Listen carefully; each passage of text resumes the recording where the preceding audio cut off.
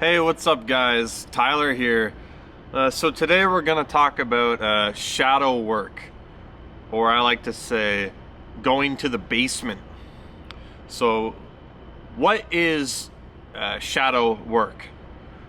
Basically, it's when you go into all the unconscious, subconscious, repressed, suppressed, depressed, denied aspects of yourself, frozen emotions.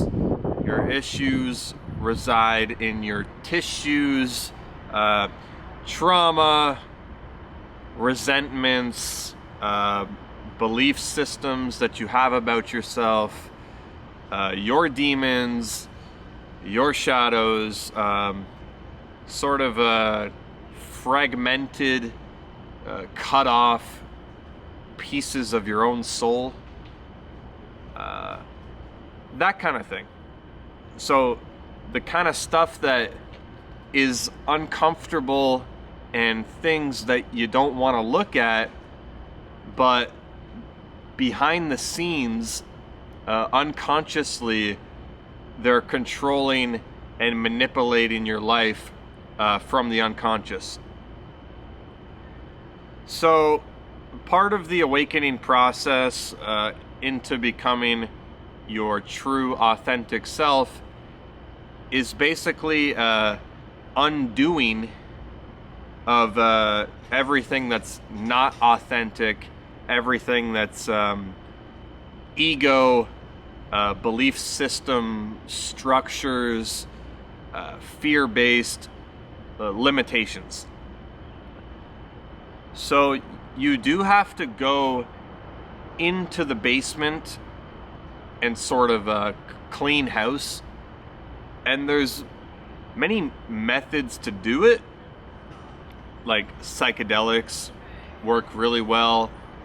You know, what psychedelics do is they basically soften your ego and allow those things to be brought up to the surface more easily. Making the unconscious conscious. So psychedelics, breath work,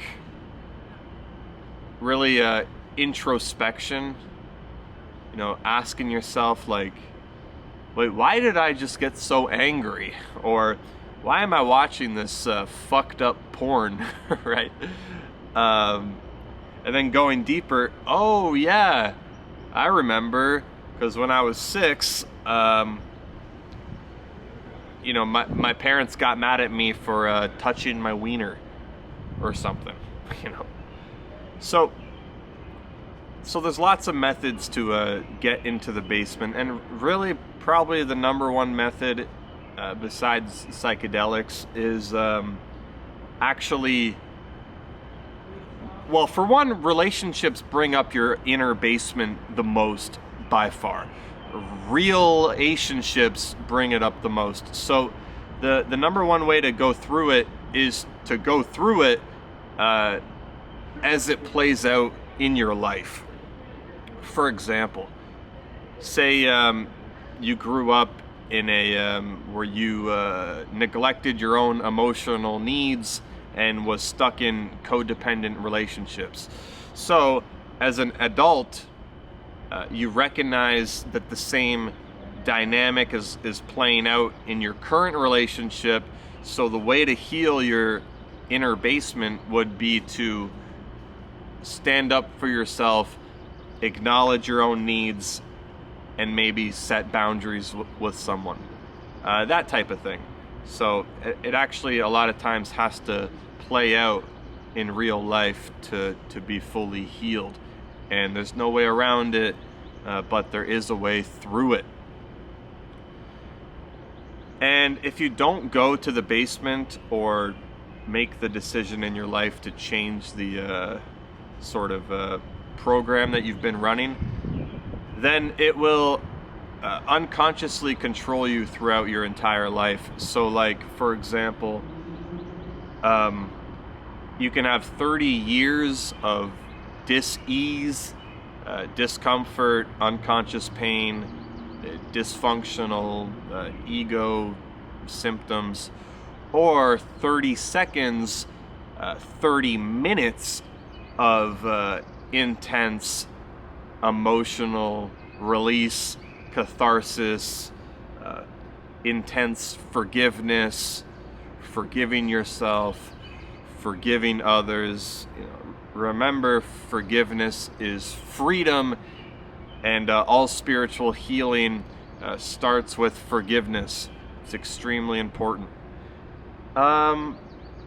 Forgiving others, forgiving yourself, and even forgiving God, because you're never a victim. No one is ever a victim. Law of the universe, you're never a victim. Shit, I had something I was gonna say. Oh, so what tends to happen with people's shadow is whatever is suppressed, repressed, denied, trauma, etc., that area of their life, if it's not dealt with properly, will manifest in sort of like a perverted version of it, or a twisted version of it. For example, the Catholic preacher who denied his own sexuality and suppressed it his entire life out of religious dogma, ends up touching little boys in the church in the back secretly. You see, so it comes out in a twisted way, or it could manifest as drug addiction, alcoholism, escapism, pornography, these kind of things. If you have some crazy fucking demented fetish of watching rape porn or underage porn, that type of thing, it's probably because you have unresolved, tangled up sexual dysfunction within yourself, and it's manifesting through these perverted, twisted, things. It turns unnatural, right? So you do need to go to the basement, and remember that emotion is energy in motion. So oftentimes what happens, especially when we were young, and also as adults, is we have natural, authentic tendencies where we want to express emotions, we want to say something, we want to, do something, have an emotion. Though in our society and growing up with our parents and things like that, going to school, going to church, etc., due to kind of having to follow the herd and maintain status quo, we have a tendency to suppress our natural instincts, our natural instincts for sex, our natural instincts for joy, for anger, for whatever the emotion is. So the energy in motion that wants to be expressed out gets basically denied, frozen, stuffed down, repressed, and suppressed to sort of maintain the peace. Or a lot of times, men are taught not to express emotion, this kind of thing. So that emotion doesn't go away. It stays in you. It stays in your emotional body, stays in your physical body, stays in your unconsciousness, your subconsciousness, all these kind of things. And then you wonder, when you're in your 20s, you're like, why the fuck am I so angry all the time when I have nothing to be angry about?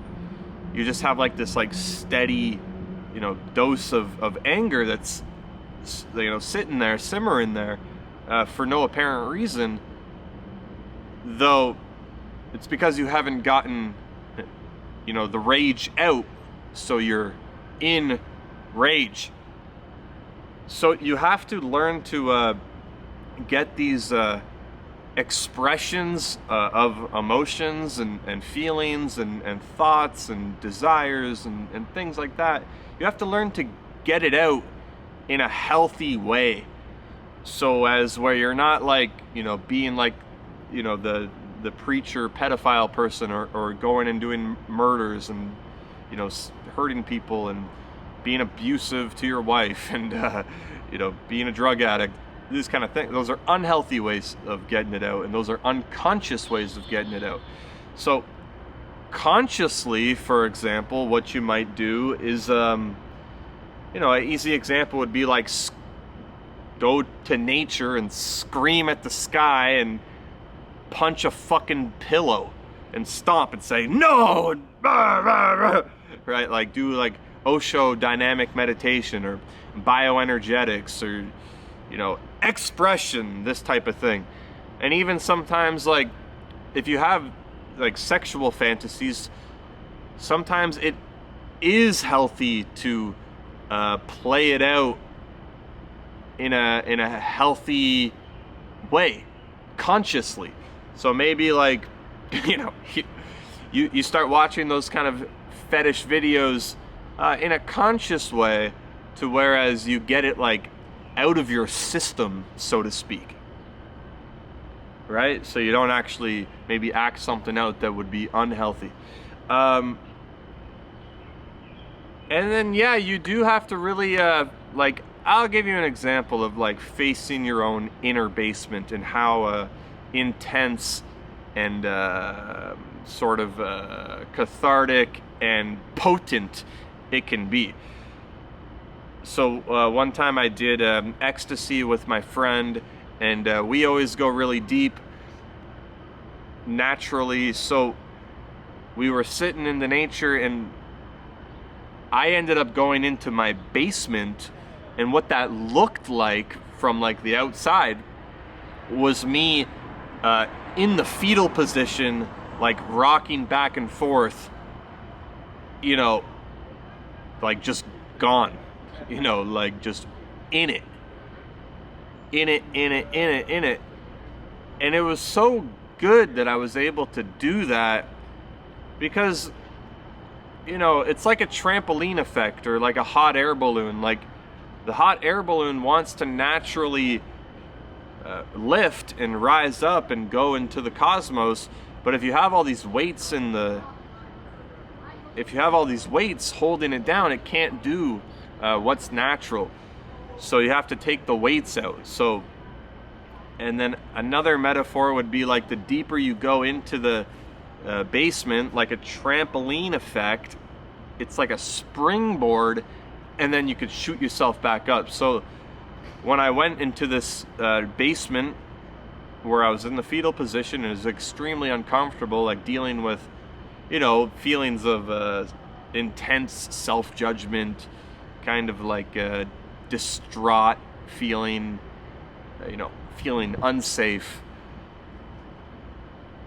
things I judged myself for, that I felt like I was like a monster, or like a really fucked up kind of person over maybe thoughts I've had, or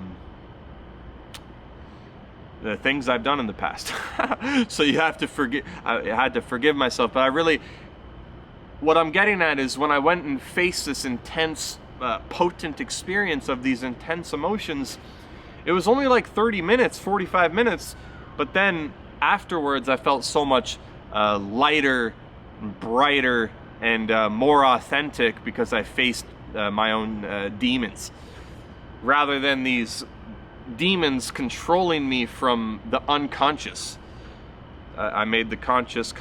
Shine light with your awareness and your consciousness into the darkness. And then, one of the big keys and the good thing about doing basement work is, for one, you're bringing in more of your light of your soul and your authentic beingness that's not like shrouded with ego defense mechanisms and things like that.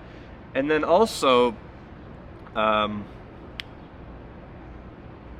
lost what I was gonna say. One of the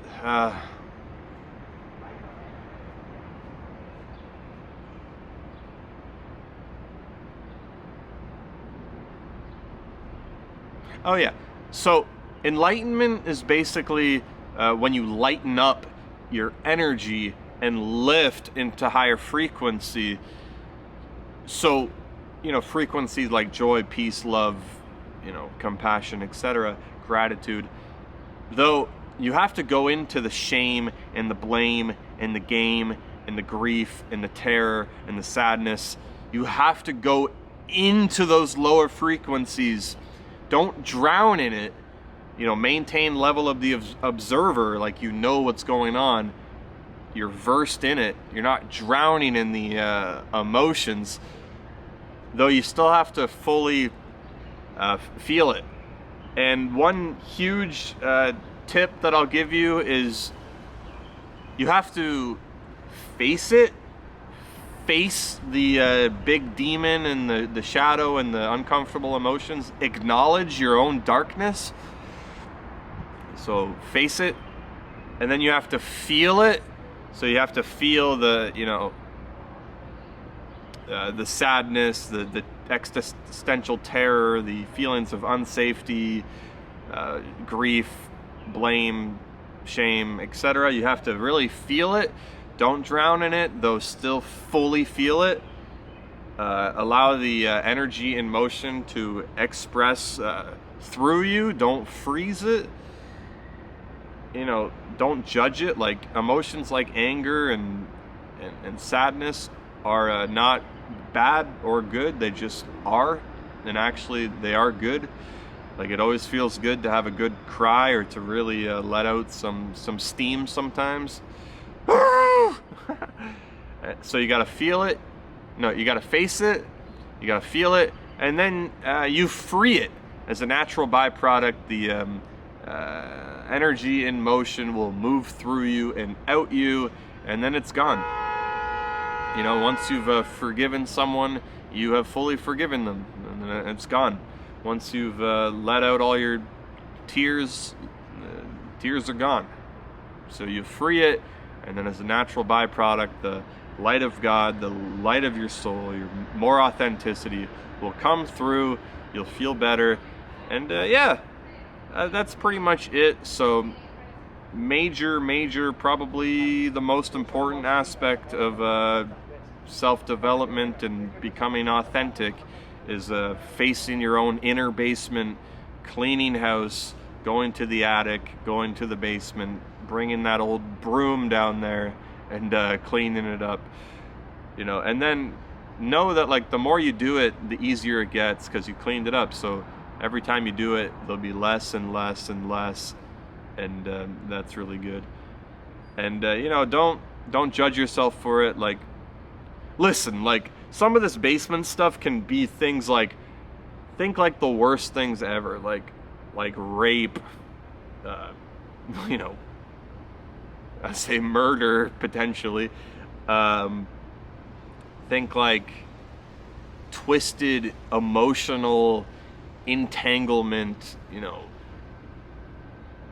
narcissistic abuse, psychopaths, dealing with your own maybe judgments and thoughts and emotions that you don't really like. It's like, why did I just get turned on by that dude, or whatever the case is, or why did I drink 12 beers and punch my wife in the fucking face. I hope you're not doing that, but I'm just saying, you have to acknowledge these things, or you might get memories from repressed childhood stuff of when for me, I remember my cousins just absolutely bullying me and tearing me down constantly, causing myself to have self-esteem issues and self judgments and things like that, or even forgiveness of my own self for bullying people when I was young, or touching girls' boobs when they didn't really want me to, sexual harassment, all these kind of things that everyone does, man.